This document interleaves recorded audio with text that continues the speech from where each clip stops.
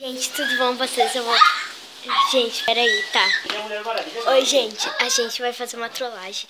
Tem um monte de balão no guarda-roupa do meu pai, gente. Eu vou gravar eles, vocês vão ver, tá, gente? Eu tô aqui no quarto deles. Eu vou Ela disse que é muito bom esse jogo. Pai, tinha alguma coisa no teu armário? Não sei. Então, quer abrir? Ah, não! Ah, não! Cadê minhas coisas? Cadê balão? Coisa séria! O que é isso? Por que meu armário é cheio de balão?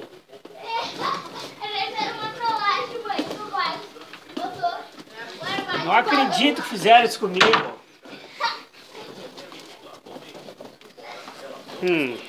Gente, olha só o quanto de balão Que tem? Olha, pá.